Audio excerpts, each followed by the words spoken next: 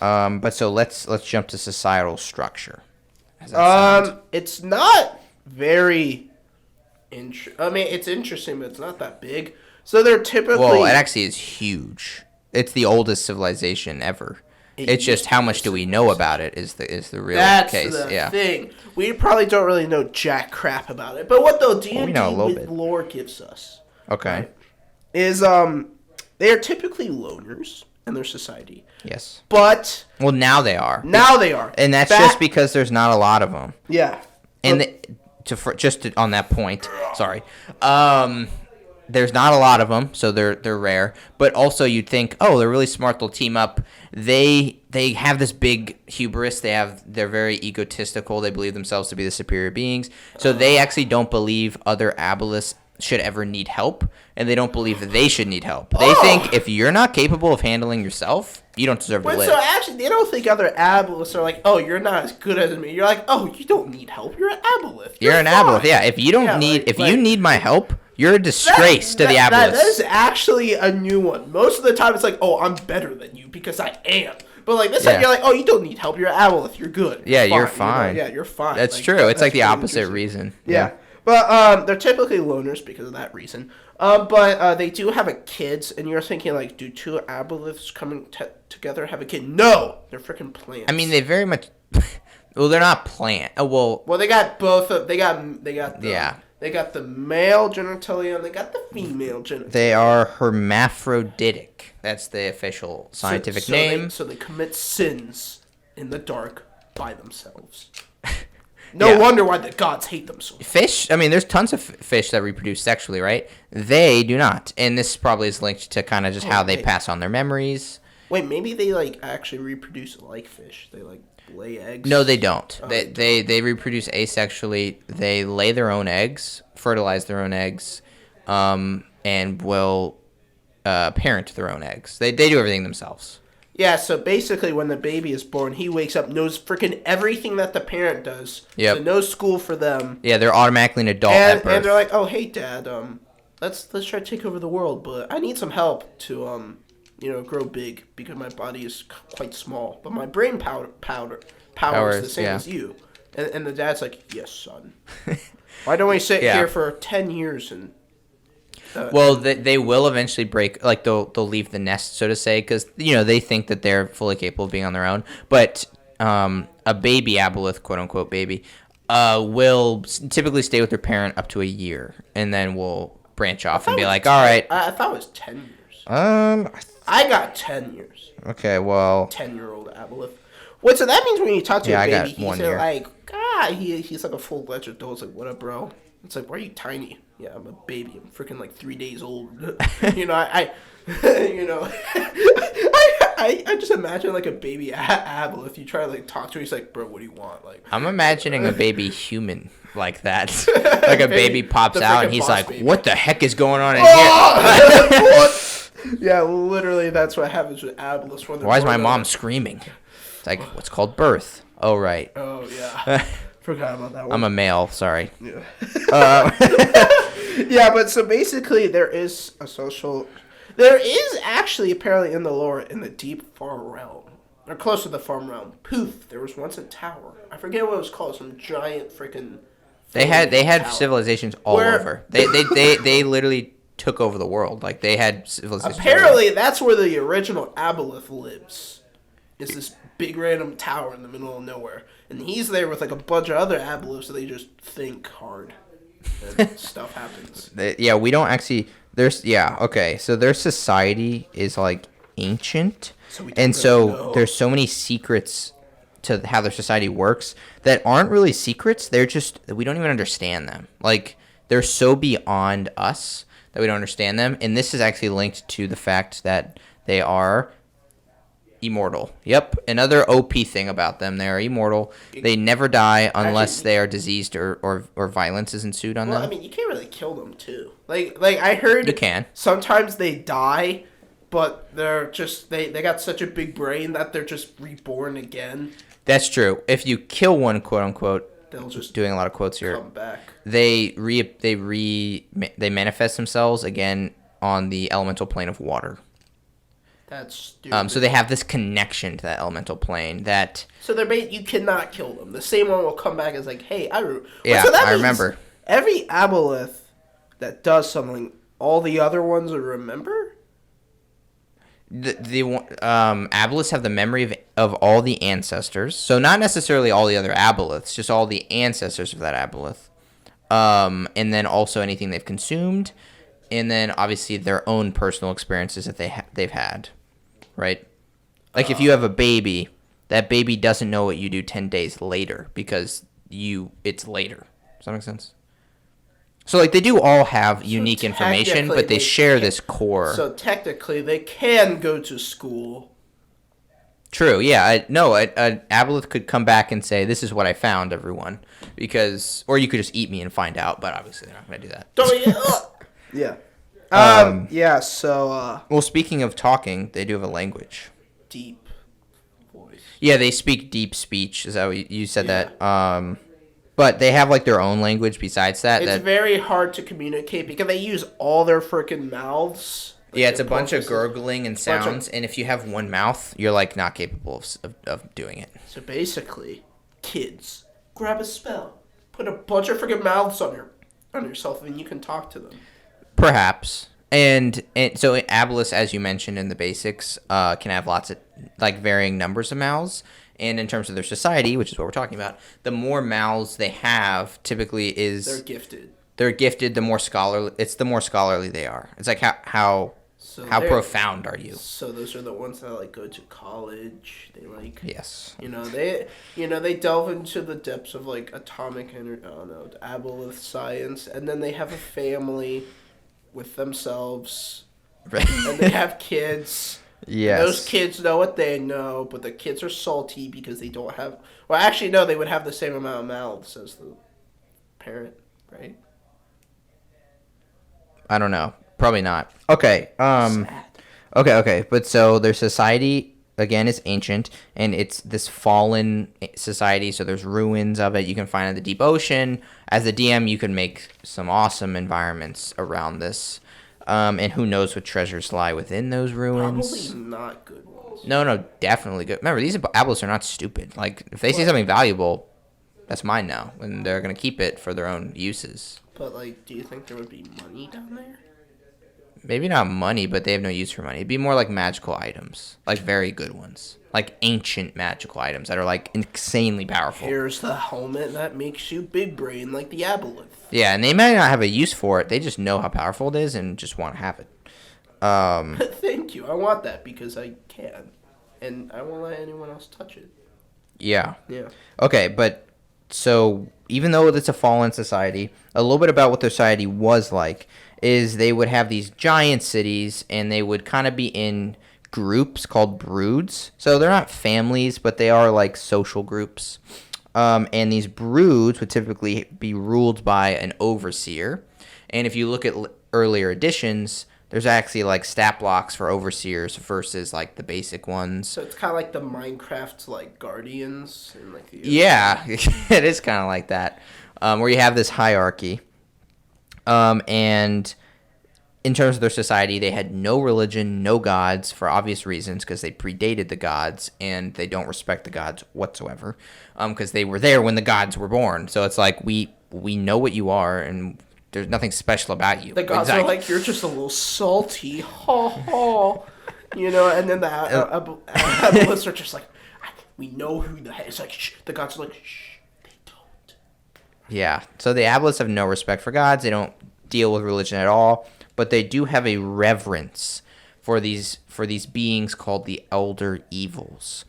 Why would you ever be like, yeah, I like the Elder Evils? Because these are kind of what created Aboleths. These are these alien, like, off-planet, far away. So from the far realm. What the heck is with the far realm and things with tentacles? Like, Jesus Christ. Yeah, it's a good always question. Tentacles. No, that's a good. Well, that's kind of the theme. And so they do have reverence for those beings because it's like, wow, those beings really are powerful, and like we respect those beings. They created. But that's as close as they get to religion. Okay, I think. Oh no, right, of course. This is the final thing about their society. They are that I have major enslavers. So like that's like their thing. They enslave other races and other species. So they technically created racism, and they created like. They didn't actually create racism. Well, like they. Okay, D&D race is different, right? Like when we were saying races, I guess in this sense we're talking species, because speciesism. Yeah, maybe we'll do a discussion on race versus species in D&D because it's subtle. But for now, just forget about it. But sure, they created racism. Wait, Ethan, what? The Aboleths are just awful thing. Like Jesus, like you would think like the first things to be ever created in existence is like some nice thing that But no, freaking Aboleths are like evil. They just like created all misery and stuff and Yeah, I mean, there's a lot going into that. If you talk about evolution, what is good on an evolutionary standpoint is not necessarily morally good. It's probably evil. I mean, right? Like to kill things to survive. That's very normal for evolution. I mean, that's just food. Yeah, no, it's normal to us, but think about it. Like that's normal because of evolution. So for them, enslavement is normal. I mean, it's just it makes you better. And to them, but do they need it to survive? If humans use horses, they use oxen, they use animals. Not only do they eat them and farm them, but we use them for slave labor. Technically, they pull plows, they do all sorts of things, and that's how Aboleths see it for pretty much everything else. So you're telling me, like, to Aboleths, we are literal, like, cattle. Yes. Well, we're probably even less. So that means we have to predate that the cows and the chickens, they're going to make their freaking gods. They're going to overthrow us, Jake. That's the end of the world. Yeah. Some giant kaiju-sized chicken is going to, like, kill every city.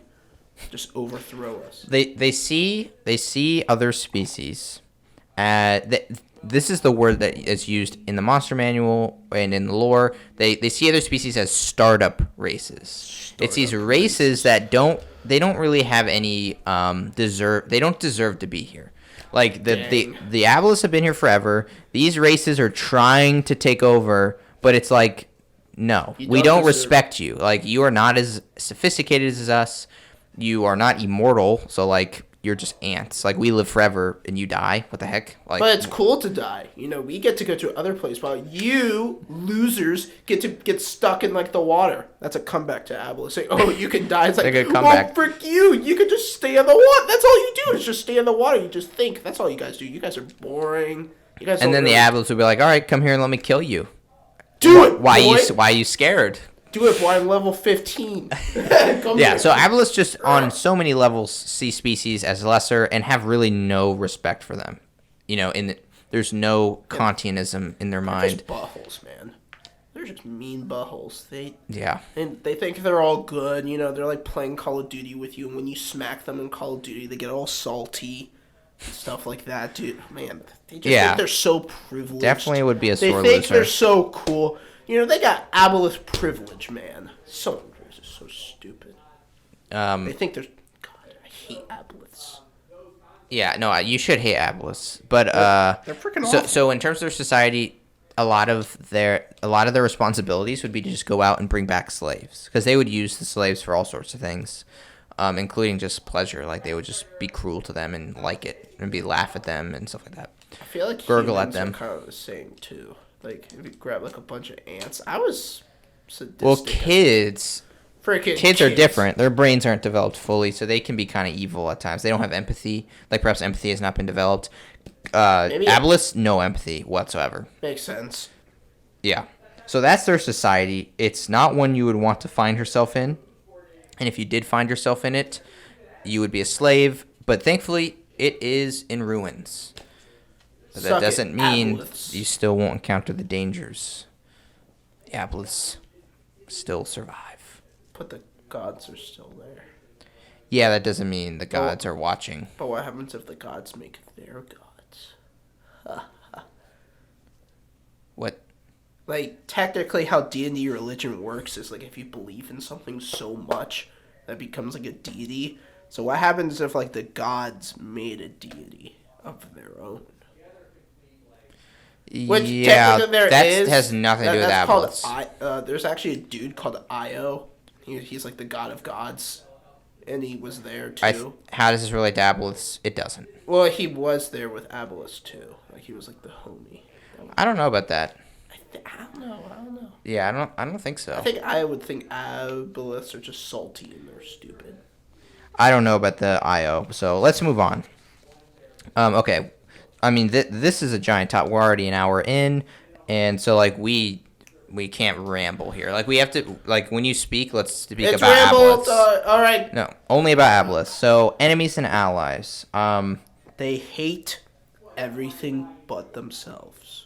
Except... No. Yeah, no. Basically, they hate the gods. They hate intelligent humanoids unless it's their slaves.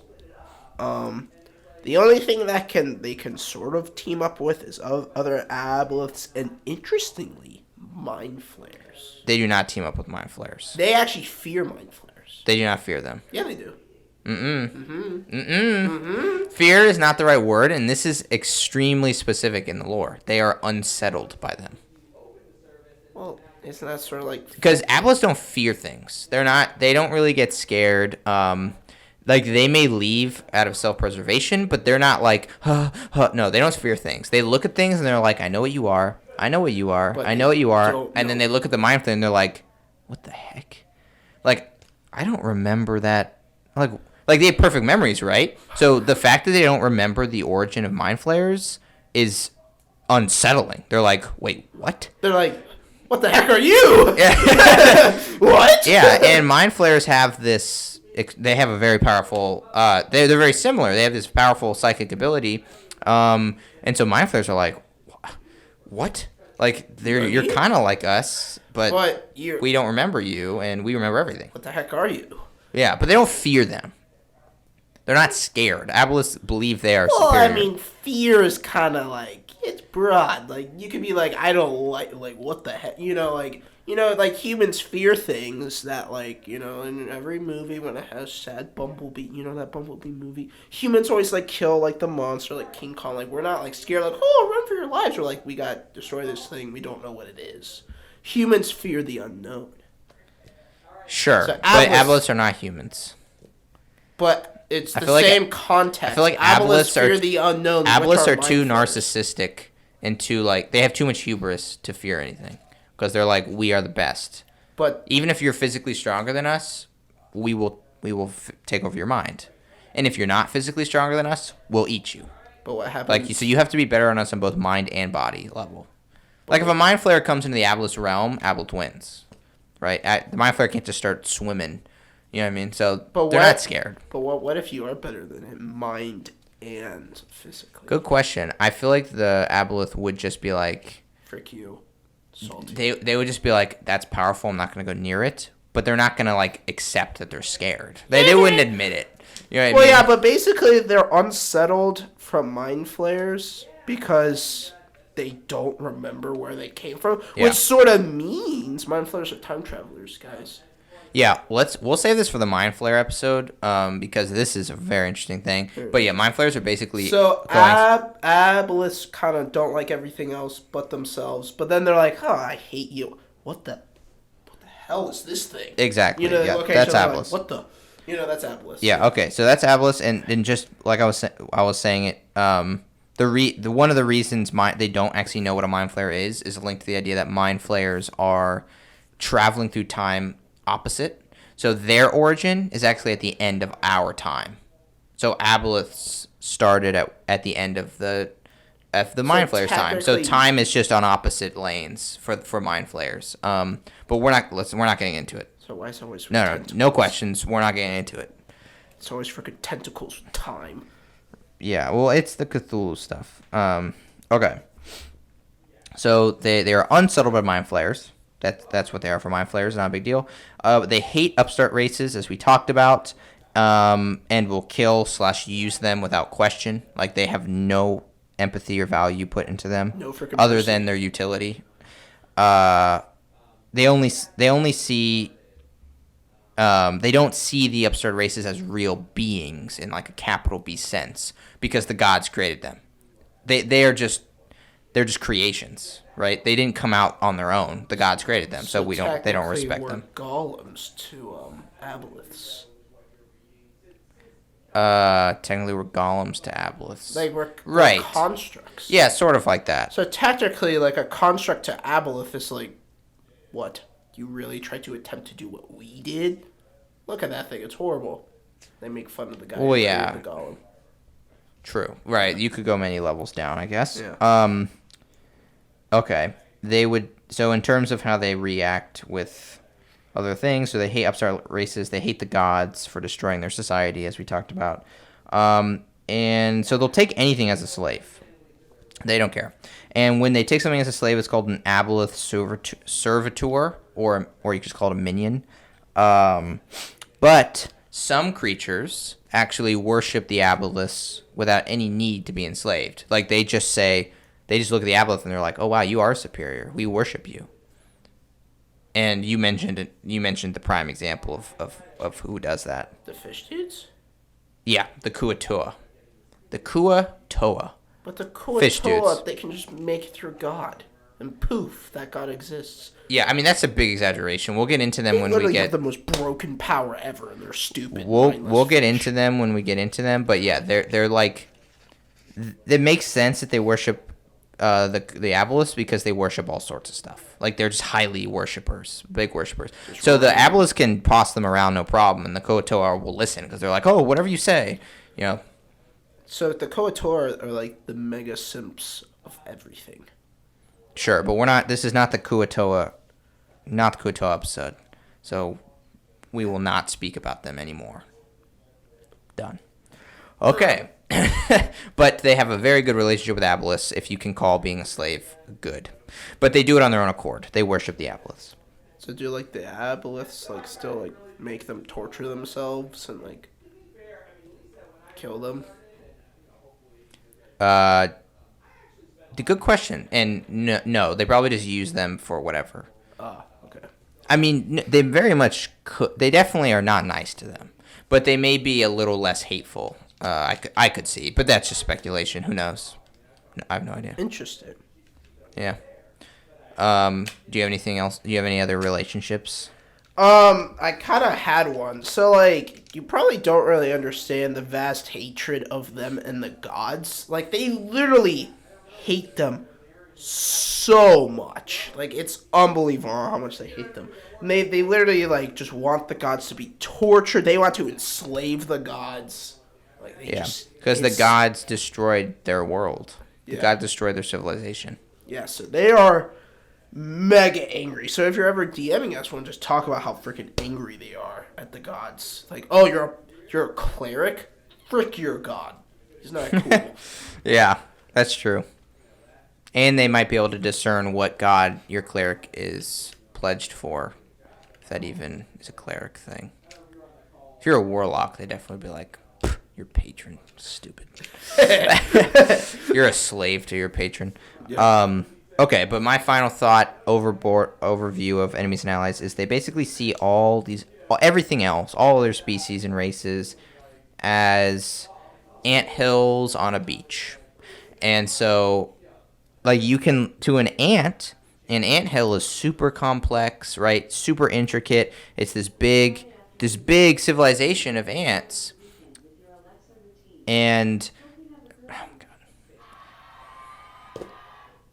Alexa went off. Sorry, guys. In the middle of me talking. That was Alexa. Okay, let me say that again. So, Aboleths see the other races and species as anthills on a beach. And so, anthills to ants are very intricate, very complex. They're these giant ant civilizations. But to us, we know that as time goes by, that's nothing. The anthill will fall. The tide will come and sweep away the anthill, and it will remain. The Aboleths see it the same way. All these species that think they're all big and powerful are not immortal, and they will all, in time, die and go out of existence, while we as Aboleths will remain as we always have been. Yeah, so you might think, like, could you just kill them all? Aboleths technically have survived every extinction event. Every world that risen and fell, rise and fall. They've survived every single fall. Yeah. If of Aboleths ancient die, civilization. it means everything has died. Like, there is no... Like, they are deep-sea creatures, right? Like, that's, like, the safest place you could possibly be. But also, they have links to the elemental plane of water if they die. They just never... It doesn't So happen. do they have a soul? Well, soul... Does anything have a soul? I mean... Well, if you go to afterlife, technically. Well, in D&D, do they have a soul? I don't know. I don't know about souls. Like, how specific do... Well, I'm pretty sure, like, souls are, like, kind of, like, tokens to, like, the afterlife, I guess. Like, that is... Well, souls are a thing. There's the soul trade and all that. Yeah. But Freaking what messed up. what is given a soul, I think, is vague. Maybe we'll have to research it. I don't actually know off the top of my head. I don't know. That would be kind of sad. Wait, Aboleths don't have it. You can make fun of us, like, you don't know if you have a soul or not. And they're like, they actually don't know that. They can't know, right? What? If Aboleth has a soul, so you can make fun of them how they don't know that. I guess so. You're not gonna be making fun of Aboleths. It's not gonna happen. They're gonna kill you, right? They're gonna take you over. You're like, if you have an interaction with Aboleth, it's not gonna be a funny one unless you're just playing them completely wrong. Like, Aboleths do not have humor involved. There's no humor. Well, yeah, that's true, but like in my eyes, if you want to be funny, in my opinion, that would just be ruining the encounter. Because the encounter is supposed to be scary, supposed to be very like threatening. If you start cracking jokes, like you're ruining it. Your Aboleth gets to kill that funny bard. Like, your character should not be funny in this situation, no matter how like they shouldn't be. Yeah, that's true. Or you can at least like be subtle about it, like be funny, but make sure you make your tone like nervous funny. You know what I mean? And you think you're all good because you don't even know if you have a soul. Yeah, sweat goes down their face. Even Please don't kill me. Okay. Anything else for enemies and allies? No.